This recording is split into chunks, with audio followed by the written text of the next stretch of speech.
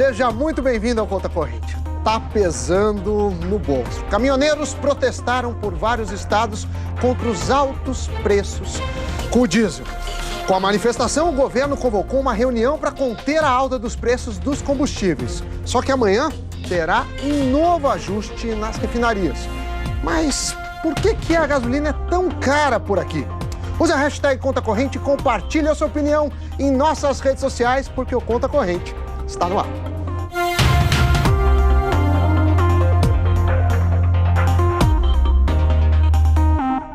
Boa noite, como vocês podem ver, o Conta Corrente de estúdio novo. Espero que vocês estejam gostando o tanto quanto eu. Mas vamos para a economia. Os combustíveis estão pesando mais no orçamento. Só em maio, a Petrobras já subiu 12 vezes o preço da gasolina vendida para as refinarias. Os aumentos fazem parte da política adotada pela empresa desde julho do ano passado. Essa política ajusta os preços de acordo com a evolução dos combustíveis no mercado internacional. E é o que eu vou mostrar agora no telão para vocês aí de casa o que aconteceu. A gente tem aqui, 1º de maio, a gasolina estava custando R$ 1,81.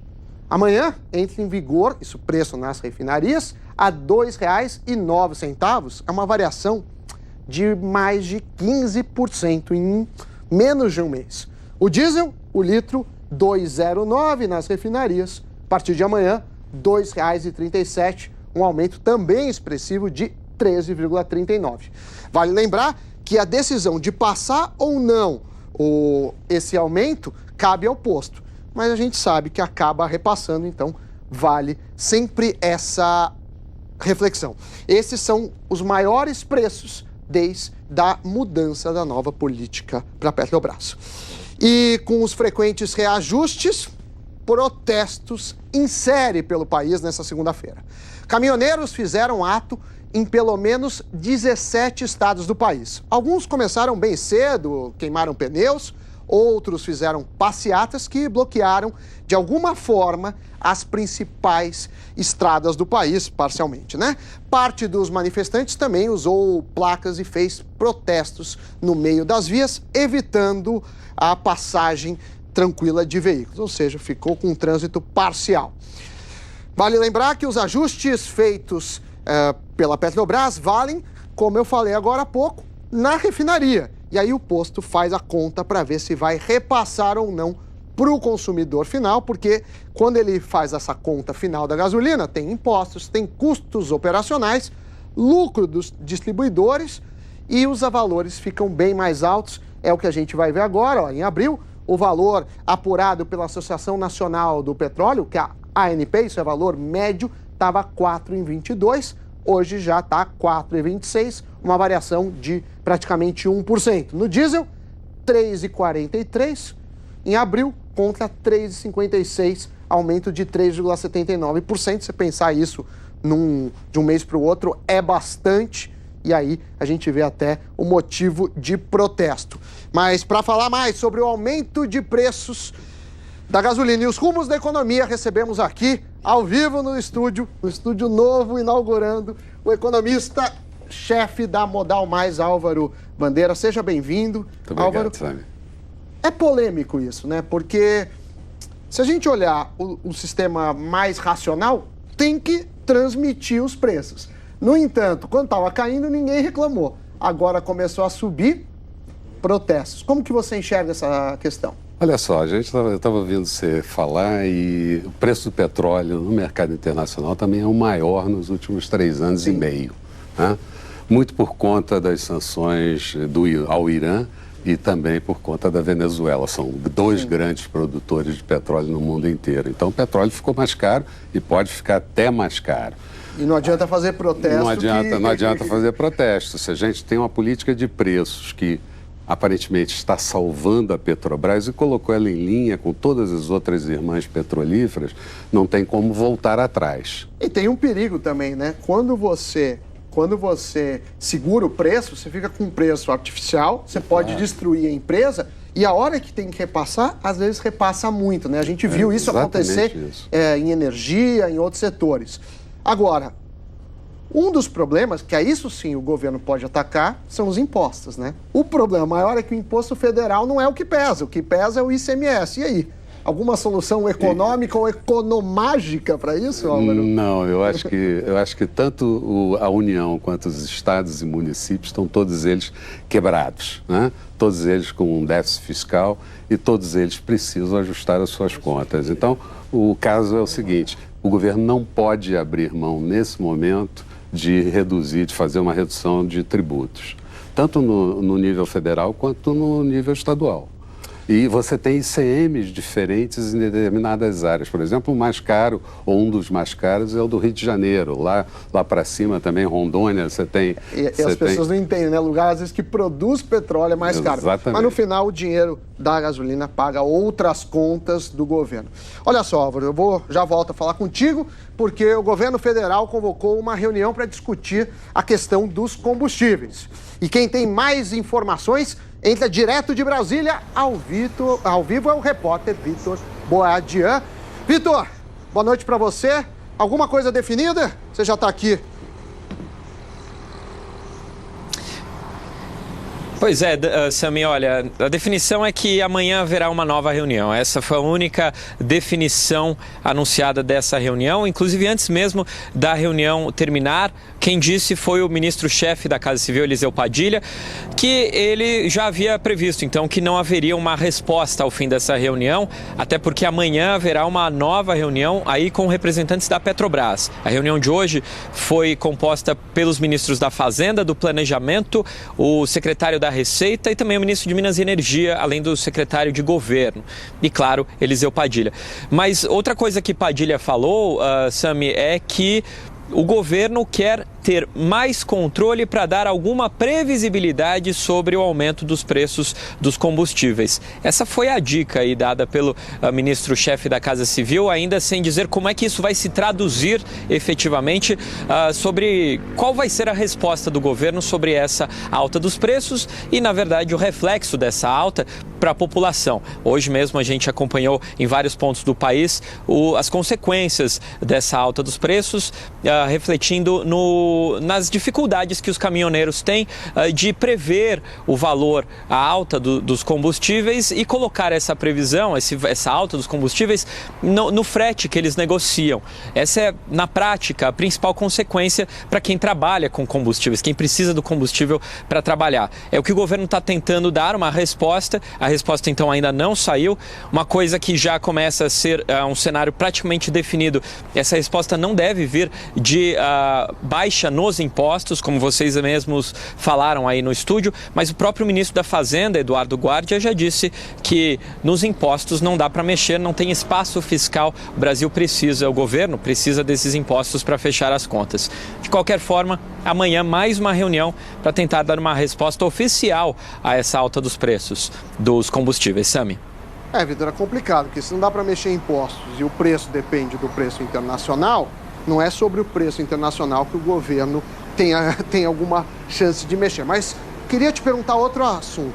Saiu agora há pouco uma medida que extingue o Fundo Soberano. Conta pra gente aí o que aconteceu.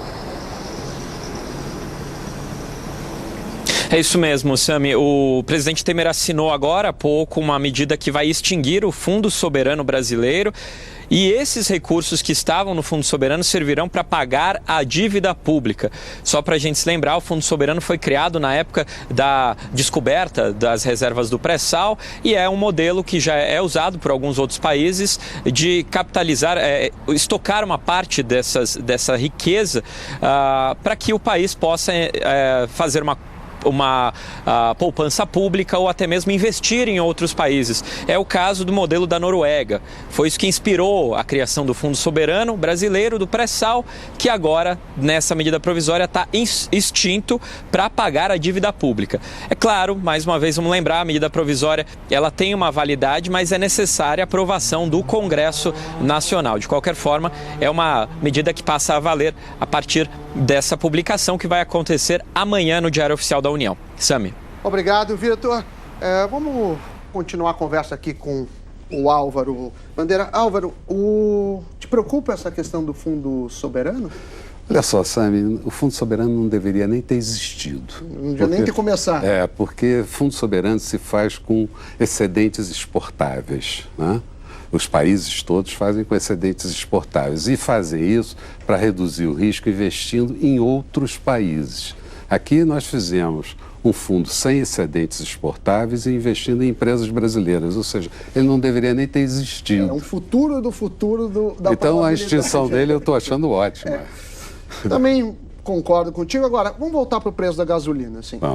Não entendi o que o governo falou. Falou, imposto a gente não pode mexer, vai dar previsibilidade. Porque preço do petróleo é difícil de prever, justamente porque tem 4 ou 5 organizações que fazem isso e é um oligopólio, né, que a gente chama. Então, eu não sei se você sentiu a mesma coisa que eu de dar um passo atrás na política de preço da Petrobras, que seria horrível. Espero que não. Eu também espero que não.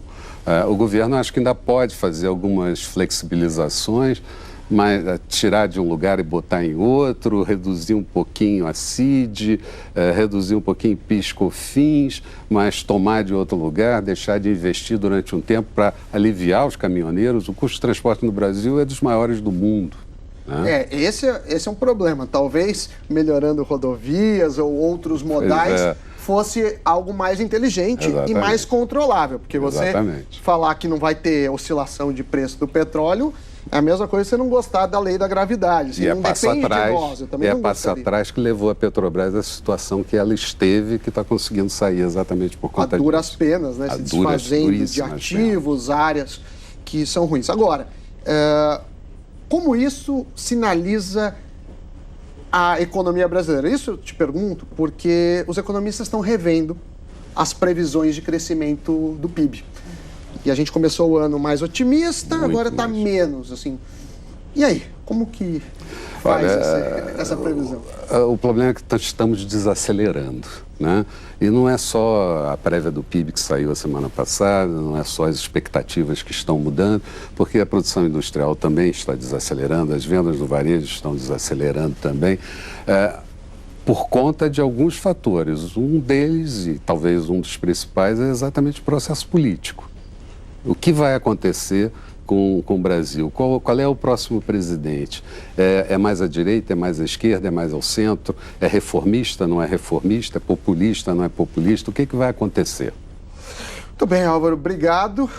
Não está fácil, tem muita coisa mudando. A gente já vai voltar a falar, porque eu vou trazer agora as notícias aí do giro dos números importantes para a economia.